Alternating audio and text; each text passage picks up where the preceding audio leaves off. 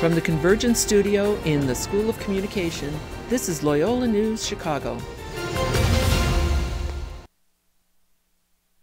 And welcome to Loyola News Chicago. I'm Angie Frazier. And I'm Jordan Gutterman. Here's the news. While there is a trend towards smoke-free campuses in the U.S., Loyola so far hasn't gone along with the movement.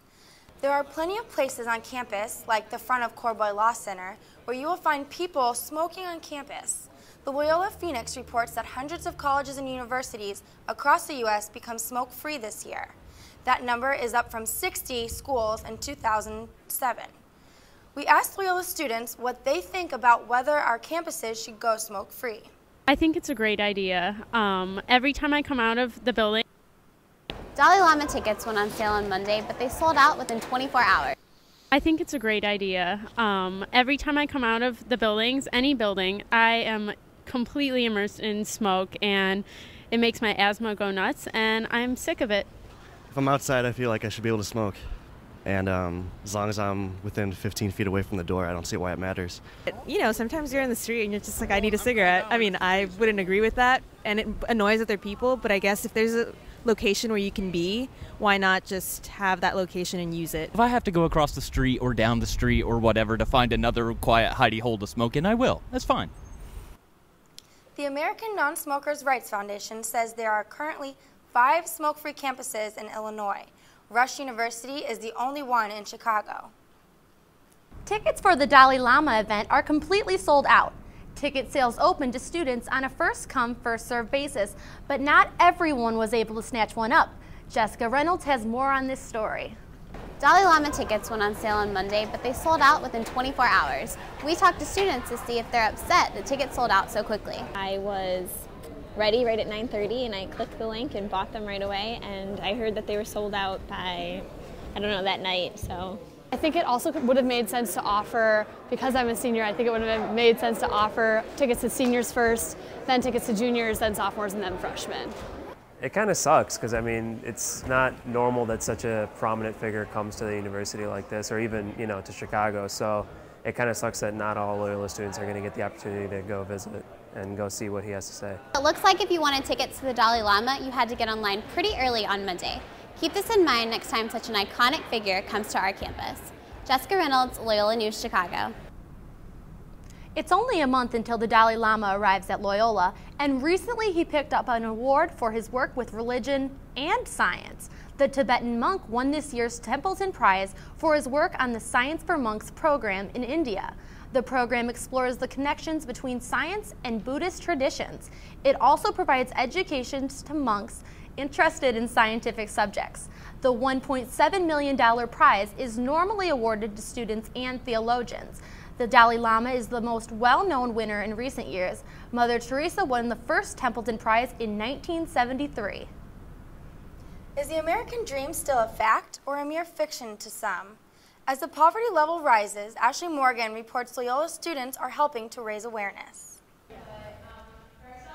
Students at the Lakeshore campus engaged in retelling a series of monologues and discussing their thoughts of the American dream. Monologues included stories from LIFT clients and Loyola students impacted by poverty from all different economic backgrounds. By discussing their daily struggles, students' eyes were open to the problems surrounding average American's life. I think a lot of people walked away thinking differently about the American dream, which is what we want, at least to get those thoughts going and those discussions happening in the university community. This week's events are sponsored by a multi-city organization called LIFT. Assisting clients in the Uptown area, it focuses on finding housing, job placement, and navigation through federally funded health programs. Unlike many other social service organizations, LIFT has no eligibility requirements and is privately funded, allowing them to help a variety of people. This office's volunteers and interns consist mostly of Loyola students. The experience has changed me to just realize that it affects so many different types of people. We help people with graduate degrees to people who've just graduated like 7th grade. LIFT's assistance is key in Uptown due to the diverse community that has seen pockets of poverty throughout history. While LIFT could not give exact statistics, volunteers say the large numbers of immigrants and mental health patients are some of their most frequent clients. As a result of what happened in the past, a lot of social service providers located in the Uptown and Rogers Park communities, which then makes them strong, concentrated areas for people to kind of come and seek services. The Census Bureau reports that 46 million Americans were below the poverty line in 2011. While this statistic is a baseline, we are now seeing new definitions of poverty that have led to foreclosed homes, the need for public services, and many asking for outside assistance. Reflecting on these large numbers and what poverty will mean in the future, LIFT volunteers at Loyola say they will continue to raise awareness through discussion and help for their clients. You know, it kind of asks the big question, with all the wealth that we have in the United States or in the world, why are there issues like poverty going on? While Poverty Awareness Week may end on Saturday, the mission of uplifting Chicagoans will continue on. To make your donations of toiletry and clothing, visit CFSU until Saturday. Ashley Morgan, Loyola News, Chicago. In addition to donations, the LIFT team says they are always looking for more volunteers and interns. Construction, and more construction seem to be taking over Loyola's Lakeshore campus. And starting next week, the lakefront sidewalk between Madonna della Strada Chapel and Coffee Hall will close to renovate the chapel garden. Many Loyola students feel that all of this construction is making it hard to get around campus. It's kind of inconvenient trying to get around campus, especially if you're trying to go to the IC or to Mundelein. I find those are the hardest. The garden and walkway will be finished by Memorial Day. The garden and walkway will be finished by Memorial Day. According to Inside Loyola, Loyola apologizes for the inconvenience while they continue the improvements of Lakeshore campus. To live like Bill Gates. We'll tell you what some students are dreaming about. And a national group is changing their way of spreading their message. We'll have more after these messages.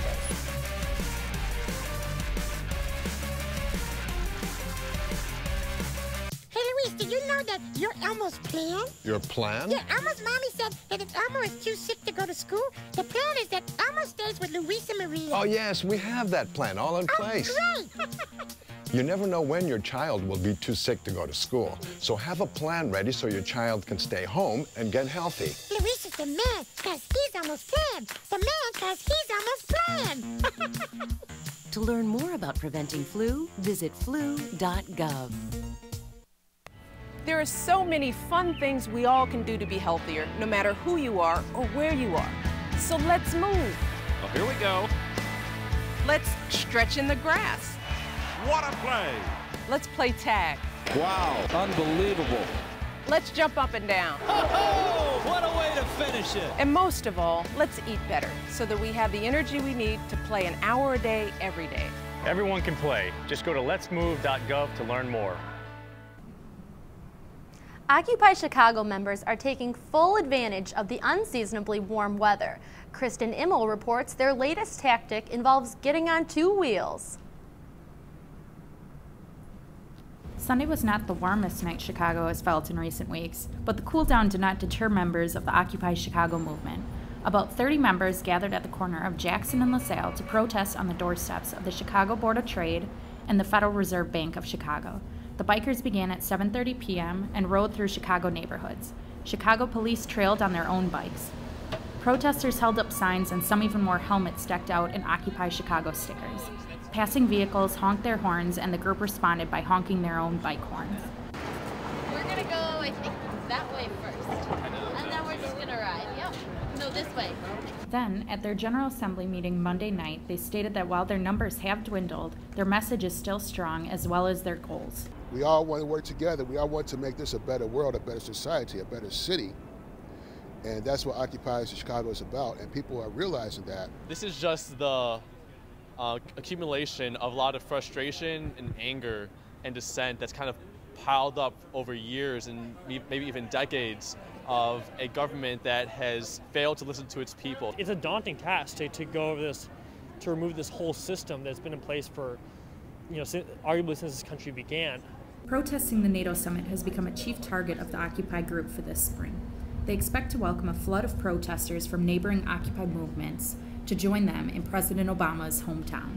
It's a big city, it needs to be represented properly, and it needs as many people that can help as possible. Occupy Chicago has not scheduled another Occupy the Bike Lane event, But their General Assembly meetings have been moved outside because of the unseasonably warm weather and because they hope to reach out to the Chicago people. Kristen Immel, Loyola News, Chicago. Even though the G8 summit was relocated from Chicago to Camp David, Chicago is still scheduled to host the NATO meeting in May, and Occupy members pledged to have a noticeable presence. The University of Illinois recently published a survey that ranked cities based on their online interactivity, transparency, and accessibility. Chicago ranked 17th among 75 major cities in its social media savvy. The city government received praise for its open data portals, use of Foursquare to encourage tourism, and its mayoral and city clerk accounts on Facebook, Twitter, and YouTube. Chicago ranked number 2 behind Naperville because Naperville had more information online about how to contact officials, the workings of government policies, and the amount of information that people could access. Have people ever told you to sit back, relax, and enjoy your college years because they're the best times of your life? Well, a recent study proves that theory wrong. According to a survey by the website Friends Reunited, people said they were most content at age 33. 7 out of 10 people over the age of 40 picked the year they turned 33 as their happiest. 53% said that at that age, life was more fun. 42% said they felt more optimistic about the future. 1 in 3 said their happiness stemmed from having children, and while 1 in 5 said happiness came from success at work. What would you like to do before you die?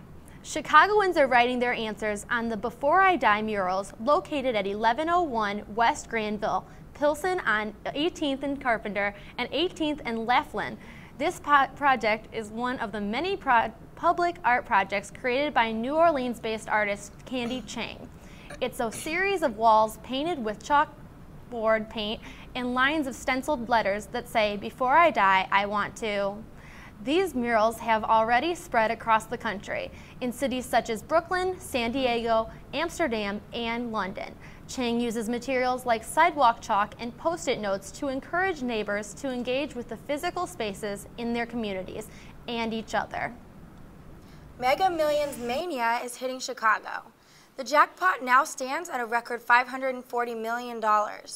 The lucky winner can take a lump sum of $389 million before taxes or 26 annual payments of $20 million.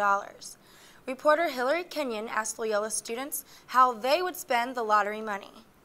Chances are many Loyola students can't afford one of these cars, but if they hit the Mega Millions jackpot, they might drive away with one. We talked to Loyola students about what they would do if they won the lottery. I'd move to Beverly Hills and buy a big house with a swimming pool and get out of this cold weather. I think I'd buy the United Center and rename it the Joe Louis Arena. Yeah, absolutely. Joe Louis Arena is the Detroit Red Wings arena, you know, like that superior hockey team. If I were to win the lottery, I'd probably just buy Detroit since it's pretty poverty-stricken, just to completely get rid of that hockey team up north. I would probably use the money mostly to pay for college. It's getting really expensive as I'm looking at the different schools. If I won the lottery today, first thing I'd probably buy my parents like a new car, a new home or something like that. Kind of make up for what I've done to them all their lives. If I won the lottery, first off, I'd probably hop on I don't know if I'd buy a private jet, but I would definitely hop on a private jet and just fly around the world, go everywhere I haven't visited before. So get your tickets and fill in your lucky numbers for a chance to win big. Hillary Kenyon, Loyola News, Chicago. Experts say the odds of winning the Mega Millions jackpot are 1 in 176 million, and there's a much better chance of getting struck by lightning. If you think maturity comes with age, you might be wrong. A 71-year-old Louisville fan and a 68-year-old Kentucky fan duked it out at a Kentucky dialysis clinic. These two teams are facing each other in the Final Four of the NCAA basketball championship. Officials say conversation got heated when the Kentucky fan gave an obscene gesture and the Louisville fan responded by punching the other in the face. Police responded to his incident, but neither party is pressing charges. Goes to show you that you're never too old for a sports rivalry. Well, I'm pulling for Chicago. For Chicago? Kentucky. I'm pulling for Louisville. We'll try to be a little more mature than them. Yeah, just don't hit me. Well, that's our news for today. Thanks for watching. You can also find us on YouTube or ignatian.luc.edu. Have a great day.